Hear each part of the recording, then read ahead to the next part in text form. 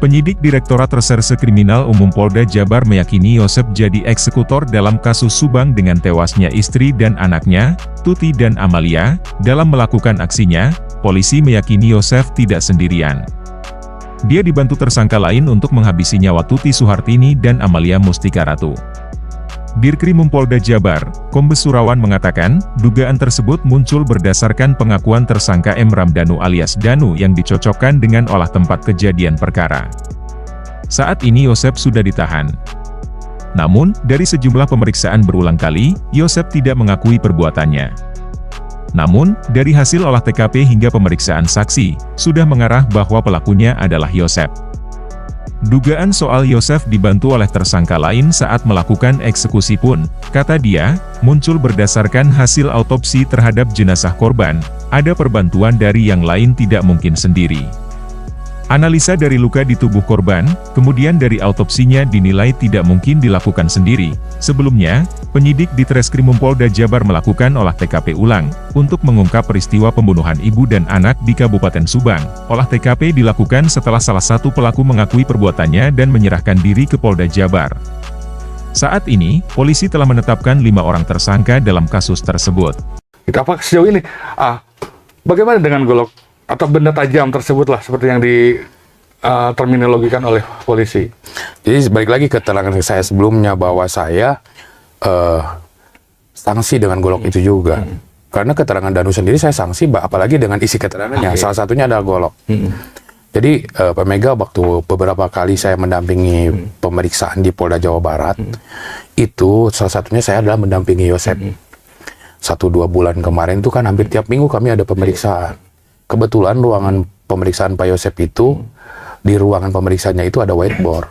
Di situ diperlihatkan foto korban, TKP foto korban, korban masih hidup, foto korban setelah seperti itu. Bahkan sempat berbicara dengan penyidik, saya bertanya juga ke penyidik itu sebenarnya lukanya luka apa. Bahkan ada penyidik yang nanya, sok coba Pak Roman lihat, kira-kira ini jenis luka akibat benda seperti apa. Justru sampai ketika pada saat itu saya melihat, ya memang cukup merinding juga di awal ketika lihat foto jenazah yang begitu rupa, rusak mukanya, berdarah semua, baik almarhum Ibu Tuti maupun Amel. Saya lihat di ruang penyidikan, saya sempat lihat waktu itu. Mungkin itu juga sengaja diperlihatkan kepada para saksi bagaimana nanti itu jadi aspek penekan secara psikologis, melihat posisi korban, ya kan. Nah, buat saya juga sendiri memang itu cukup terintimidasi dengan gambar-gambar seperti itu ya.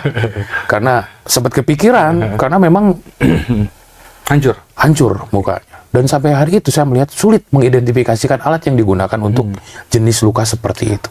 Sebutlah benda tajam. Benda tajam. Ini kan penting. Pengalaman saya sebagai jurnalis, ketika polisi menangani kasus-kasus tersebut, kasus pembunuhan atau penganiayaan misalkan, polisi pasti selalu mencari alat bukti yang digunakan untuk menganiaya. Nah, tak terkecuali dengan kasus seperti ini. Pasti kan polisi juga akan mencari dengan alat apa pelaku ini menghabisi Tuti dan Amalia, gitu kan. Nah, bagaimana jika ini alat benda ini tidak ditemukan? Ya itu tadi, ya jelas kan 184 KUHP itu jelas ada urutan bukti-bukti, keterangan saksi, keterangan ahli, kemudian ada petunjuk. Ya salah satunya adalah alat yang digunakan itu adalah petunjuk. Kemudian bercak darah itu juga adalah petunjuk. Kemudian CCTV adalah petunjuk.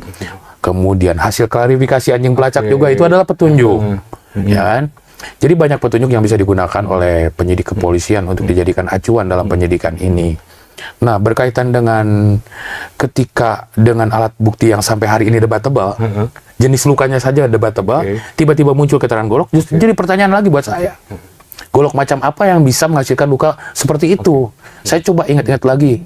Dan ini juga menarik. Benda tajam ini kan sudah 2 tahun, sudah 2 tahun. Apa mungkin juga masih bisa? Ya, kalaupun hari ini katanya ada penyisiran di TKP, saya dapat informasi tadi malam dari penyidik ada penyisiran di TKP. Apa definisi penyisiran itu sendiri? Apakah itu semua TKP dibersihkan atau dicari? Saya nggak tahu. Ya mungkin salah satunya agendanya untuk menemukan benda yang disampaikan oleh Danu. Jadi saya pengen beri garis bawah bahwa benda itu wajib dihadirkan. Harus. Wajib ya? Wajib harus ya. Karena itu harus dicocokkan dengan hasil visum. Jenis lukanya seperti apa? Jenis lukanya apa?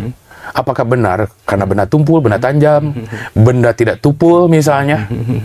Oke. Itu kan harus dijelaskan sehingga jenis luka seperti ini cocok dengan benda yang digunakan. Oke. Itulah kesesuaiannya. Betul. Ya. Oke. Ada pengakuan. Dan kalau memang ternyata jenis luka dengan alat buktinya tidak cocok, ya saya tolak dalam persidangannya nanti. Jadi untuk melengkapi rangkaian peristiwanya Betul. mungkin ya Pak, ada pengakuan Danu, ada korban dengan luka sedemikian rupa, Betul. ada darah mungkin, terus ada missing link-nya itu Karena dengan cara petunjuk apa, nanti, gitu. petunjuk yang tadi saya sebutkan, baik hasil visum, kemudian alat yang digunakan, CCTV, hasil forensik, itu kan akan diuji oleh pendapat ahli. Oke. Ya kan? Berkesesuaian Kak. Kesesuaian tidak. Jenis luka seperti ini, alat yang dipakainya seperti ini. Oke. Itu satu. Yang pertanyaan yang paling sulitnya, yang menurut saya yang paling sulit adalah bagaimana mengidentifikasikannya sekarang itu. Oke. Setelah 2 Anggaplah tahun. ada muncul Setelah 2 tahun. alat. Setelah Seperti 2 yang disampaikan Dano. Setelah 2 tahun tiba-tiba muncul Setelah alat. 2 tahun. Polres Subang begitu rupa menyisir itu TKP. Bagaimana jika alat golokan 2 tahun nih? Ya. Kan benda logam kan itu. Ya. Jika misalkan dibuang ke tanah, Pasti ya itu maksud saya. Pasti berkarat. Sudah berkarat. Ya, bercak darah sudah pasti hilang. Pasti hilang. Hujan dan lain-lain itu akan mempengaruhi. Kemudian apalagi Oke. tertimbun tanah.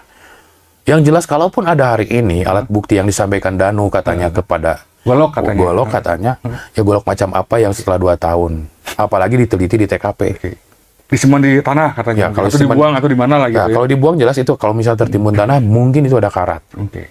Akan ada kesulitan nanti untuk pihak yang menguji alat itu apakah betul itu alat yang digunakan cocok dengan jenis luka yang ada di tubuh korban atau tidak.